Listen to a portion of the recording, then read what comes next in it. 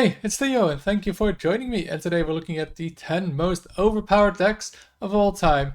Now in Hearthstone there's pretty often a clear number one in the meta, what is the strongest deck, but which decks stood really way above their competition in their time. That's what we'll be looking at in this video. Now this won't be just a top 10 list with a ranked system, because it's pretty hard to compare across eras what decks would have been better than others, and there's a pretty clear number one. So instead this list will be chronologically from Naxxramas all the way to last year. Now I've spent way too much time researching this list, trying to find the correct deck list, see what was really overpowered at the time, not just trying recollect the stats from memory, but maybe something slipped through the cracks. So if you think any deck is, missing from this list, make sure to let me know in the comments. Now let's get started with the very first deck we have here, and that is the Undertaker Hunter, of course, from Naxxramas. And yeah, this deck dominated the meta for months and months, because back then in 2014, yeah, cards didn't really get nerfed very often. So when we got an overpowered card like this Undertaker, yeah, it just dominated, and yeah, you couldn't really do anything about it. It was just that strong, and yeah, it just really snowballed in the early game. Back then, there wasn't very much efficient removal. So yeah, you played this on one. It often survived as a hunter, and then yeah, you played death rollers like Web Spinner, Leperno, I mean the 2-drops here from Naxxramas, and yeah, you just couldn't kill the Undertaker, and then the Undertaker won the game. And on top of that, because it's hunter, it had a ton of damage. We have, of course, the Igorn bow, which back then also procced off opponent's secrets, so it was a little bit of a bonus in like the mirror against like a mage. And then we have, of course, the classic kill command, unleash combo, and the Leroy unleash combo, and yeah, without a lot of healing back then as well.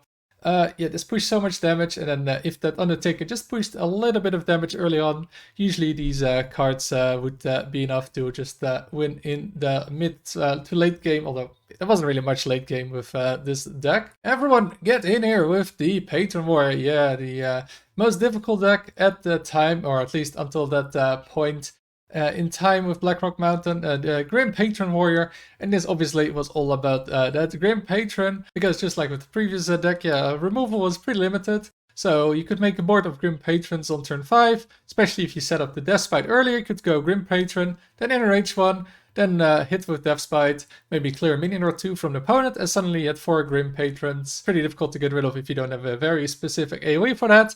And on top of that, you could get some crazy OTK damage as well with that Warsong Commander, obviously, that got completely destroyed with the nerf, although now it's again back to the old one. But yeah, you could go Warsong Commander, especially when it's reduced by the Emperor Thorzen. Back then it was still 6 mana. You go Warsong, right? You go with some prop things, maybe some Whirlwinds, like of the Death Spite, the actual Whirlwind, in a rage.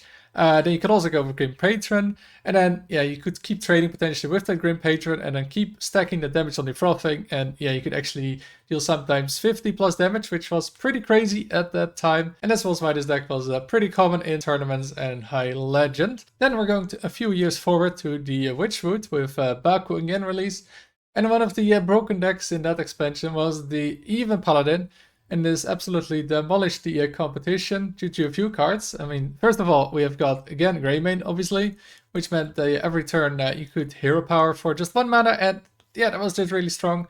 At that point, just always have a 1/1 on the board. Again, the power level was much, much lower back then, so right now it might not seem good, but yeah, back then that was really strong. Also, one of the strongest cards of all time, I'd say, is Call to Arms.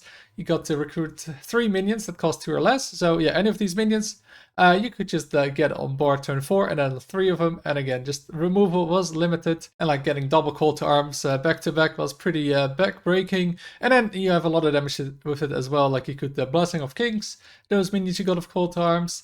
I've got the True Silver, even the Ardent Commander, because that's charged, so you could even buff it with that Blessing of Kings. The Avenging Wrath for a bunch of damage, you could combo it with Equality. And then we also have the Valanir, which yeah, was an infinite weapon, right? And yeah, you just kept dealing damage with that over and over, gave him buff to a minion, potentially the Charger, right? And then that died, you got the weapon back again, and yeah, just so much damage. And then there was also Tarim. Also one of the most broken cards of all time, I'd say. And the next deck we have is the Evolved Shaman. Now, there have been a couple of versions of Evolved Shaman, but I think this is the one from Uldum. This is the one I had most difficulty finding the deck list from, but I think this is the one, or about this one, that people were playing back then. And Yeah, this was insanely strong. I think this is the only time I ever stopped playing Standard during my streaming career. Yeah, that's how bad this deck was, how much it destroyed the meta. And yeah, it was just insanely powerful because you got the Evolved. It came back for a month or so. And yeah, it just destroyed the meta because you could combine it with Desert Hair on turn 3 or with the coin or turn 4. And then you got 3 4-drops. And again, that was insanely strong back then. And you just got these unkillable boards with the Desert Hair, but also we got the Thunderhead, which could just easily get a full board with like Zap, Lightning Bolt, the Sludge Slurper will take Burst. And then, yeah, if you didn't clear that, there was basically 2 Bloodlusts with the Vazina and the actual Bloodlust. And on top of that, it was also cheating a bunch of mana with the thing from below, which with the bunch of totems you got, could easily make it 0. And then a Mogu Flash Shaper, which if you tried to fight back on board, you got punished for it, and then suddenly a random 10-drop showed up. And yeah, the game was kind of over if that happened. And then the next expansion, immediately another broken Shaman deck showed up, which was the Galakrond Shaman. And I think Galakrond Shaman had the quickest nerfs at the time, like in a week or so. That's just how broken this deck was, that they felt that they had to nerf that fast. Although, yeah, soon after this expansion, we had another expansion with way faster nerfs. But yeah, this one, it was so good because you got that Galakrond, which then if you upgraded it, we can probably see it here, you got the big Galakrond, the Azeroth's End, and then you got 2 8/8 with Rush, which is of course insanely strong for 7 mana, and you got that Claw, which is basically a Pyroblast. And then after that you could even copy that Battlecry with the Shudderwock, get that weapon and Rushers again. And on top of that, yeah, the rest of the deck was also really strong. We got the Dragon's Pack, which yeah, was 2 5/6 taunts on turn 5, which you could possibly even double up on with the Electra here. And just an insanely strong deck overall. It was strong at any point, and this deck just didn't really have any weaknesses because of those yeah, the invocations, right? Invoke, where you got that 2/1 Rusher with every invoke card, and with all the invoke cards, yeah, it was really hard to ever get on board against this deck. And then we get to the most overpowered deck of all time, which is obviously this day 1 Demon Hunter, the aggro Demon Hunter. And yeah, this deck just absolutely demolished the meta. Because I think at the time there was basically no other class that even had above 50% win rate. That's how broken this deck was. And yeah, it was just good at just killing an opponent very, very fast. It had the aggressive openers with the Battlefiend. We had the 0 mana Twin Slice back then, which gave +1 attack. So it was really hard to ever get on board against that kind of early game. The Warblades here had 3 charges as well, so yeah, killing them, yeah, not gonna happen with all that lifesteal, especially with Eye-Beam as well. 0 mana, I mean, like half this deck got like nerfed in a month. And yeah, there was just so much damage in this. Of course, Skull was 5 mana, so you also didn't run out of cards. It just destroyed everything. There was even a Warlock deck back then with the Sacrificial Pact, when the Sacrificial Pact could actually kill an opponent's demon for 0 mana, and you gained 5 health. And yeah, you still had a negative win rate against this, even though you could kill some of these big demons like the Antian or the Priestess of Fury. Yeah, it didn't matter. This deck just killed you. And if you ever got the big board, yeah, they just played Altruist and then yeah, played all those 0 mana cards with it. And yeah, this could kill any board for this card while also going face. Yeah, just insanely strong, everything about this. And that's why I think this is the best deck of all time. Then we get to a deck I kind of forgot about how broken it was, but it's the Libram Paladin from Forged in the Barrens. And this deck is most known for the Libram spam, of course, the Libram of Wisdom, which you could reduce to 0. And then, yeah, you could play it over and over. But not just this card, we had the Penflinger, which could go face back then. And yeah, you could just keep dealing damage over and over, especially late game when you had a bunch of these Libram's hands that you got off Lady Liadrin. Yeah, you often had turns where yeah, the entire turn was just Penflinger spam. The animation took so long that yeah, often you had the rope if you wanted to play all the 10 Penflingers you could potentially play. And on top of the Librams, we also had one of the most annoying secrets of all time, if not the most annoying one, in Oh My York. And yeah, it wasn't just a secret, right? You could also tutor it with the Sword of the Fallen, which had 3 charges. So you pretty much had it always in early game to frustrate the opponent. You had a bunch of good early game cards, and then with all the yeah, Librams in the late game with the infinite spam of Penflingers, it was just good at any stage in the game. And then we have a weapon rogue deck, the Poison Rogue. There have been a couple of different versions that have been very broken. Also a couple different rogue decks that have been very broken with the Wild Ponel, But I chose this version in Alterok Valley because it just made the meta unplayable. Vicious Syndicate even called the meta apocalyptic, and there wasn't really much you could do about this deck. And if you tried to counter this deck, yeah, I think the second best deck was also a Rogue deck, the Thief Rogue, but it was a completely different deck. So if you tried to counter this deck, then you would get destroyed by the other Rogue. And also, you never knew in the mulligan which Rogue deck it was, so that made it even more difficult to beat these Rogue. And what this deck did, it's pretty simple, right? You played the Shank, you buff it with some poisons, so you have basically infinite durability. You start hitting the opponent, and then you go in stealth with the Cloak of Shadow, so they can't do anything. And then you also have the Scabs on turn 8 to just clear the board and just keep pushing damage all the time. And then also have some finishing power, of course, with the Guild Trader, with the Garrote, the Wicked Stab, so that's a fireball in the late game. And just so much damage, and yeah, you just couldn't really do much about it because in early game we had the Wild Polnos. But what made Wild Polnos so good in this deck is because of Maestra. You started as a different class, and yeah, some classes, if you saw like a warrior, I think, it was actually more likely back then that a warrior was a rogue than that a warrior was a warrior. That's how crazy it was.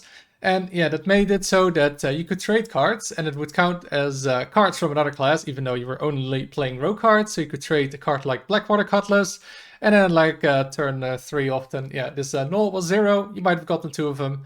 And yeah, nobody could really compete with that in early game. And he started doing the rogue stuff with that Shank and just won the game very easily. Then from the Badlands we have the Sludge Warlock, which I think wasn't very good at the start of the expansion, but then it got buffed.